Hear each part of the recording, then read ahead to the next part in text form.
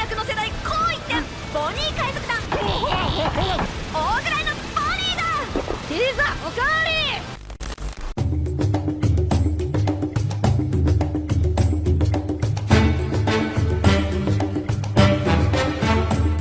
One of the best and most interesting things happening in the recent One Piece arc is precisely Bonney's interaction with the entire Straw Hat group.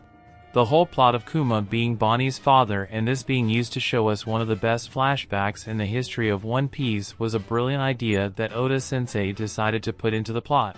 And this opens up even more space for Bonney to become the 10th and final missing member of the Straw Hat gang. However, it is not just Bonney's entry into the Straw Hats that is being discussed recently. Many people are theorizing about the possibility of her being the perfect wife for Sanji due to some factors that connect them. Is there really anything that can confirm this possibility? Stay with me, we'll talk about this now.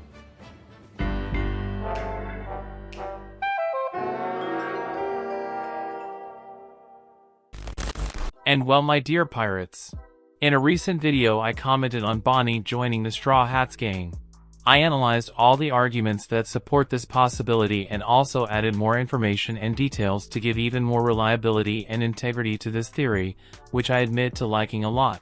And in fact, in that video I had already commented on how excited Bonney had been to meet Sanji.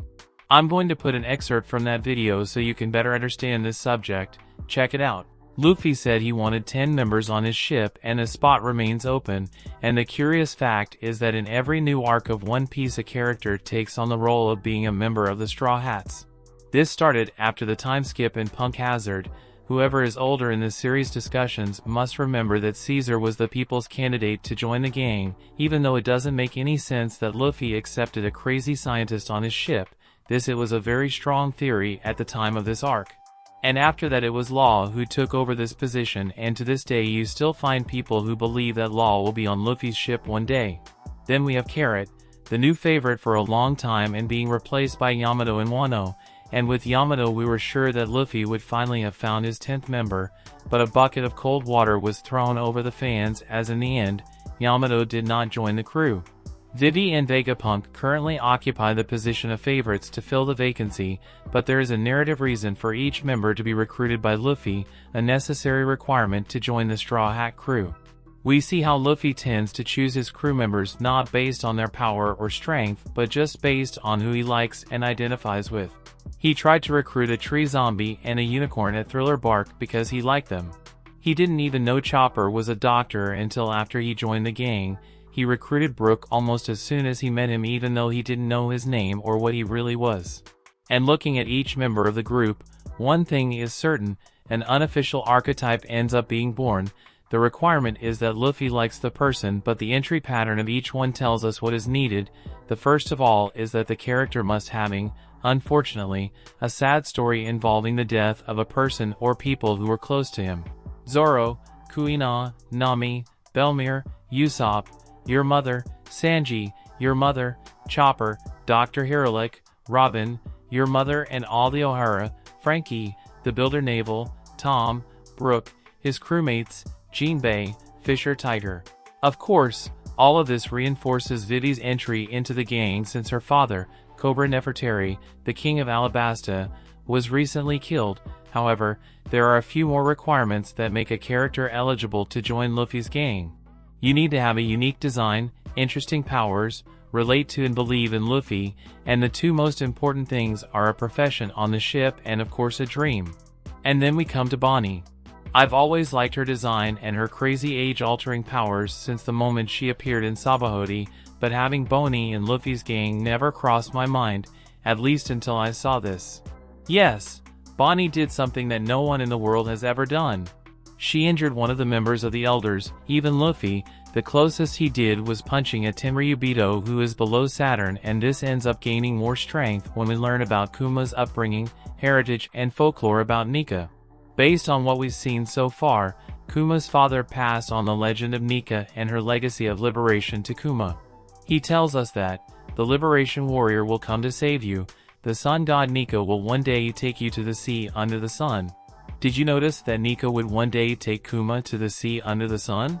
And this legacy ends up being passed from Kuma to Bonney as an inherited will. Bartholomew Kuma's dream was to be a hero who freed people, and through his memories and his heritage, Bonney's destiny is now also to be freed by Nika and go to sea with him. Luffy only has the habit of calling the members of his gang by name. At the beginning of Egghead he calls Bonney Bogan, but as the plot unfolds we see that Luffy finally calls, correctly, Bonney by her name. Bonney, thematically, fits very well into the group, especially in that dynamic that occurs between the arcs inside the ship.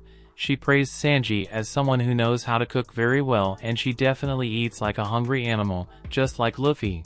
Sanji would certainly have a lot of work to feed the two if they got together inside the ship, which would create several funny scenes even with Luffy and Bonney competing for the meat. Other important points. Luffy's connection with the Revolutionary Army. As Kuma is a member, Bonney could end up with the Straw Hats, and this creates this interesting reference between the two groups. And of all the supernovas, Bonney is the only one who so far doesn't seem to be a direct rival to Luffy to find the One Piece treasure like Law and Kid were.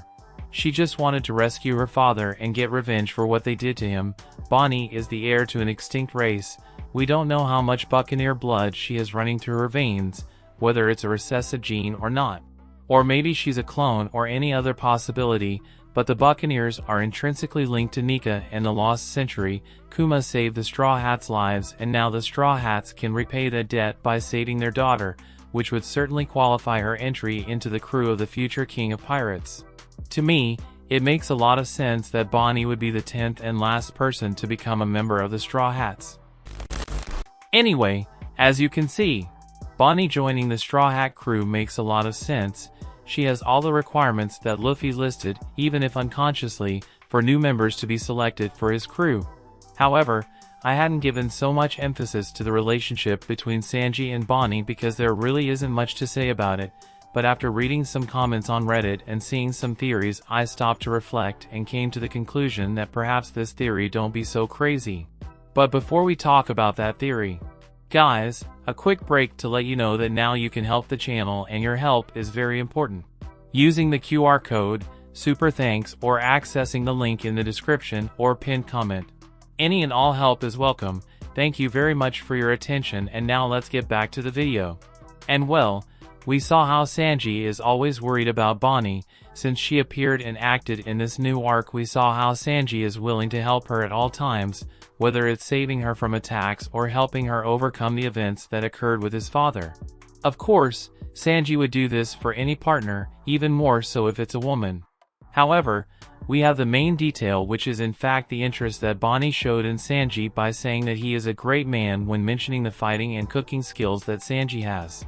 We saw how Sanji was thrilled to see that Bonney was loving her food, and that's something important, because just like Luffy, Bonney is a glutton.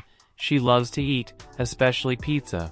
And food, or the lack of food, is precisely one of Luffy's strong points, but Sanji's as well.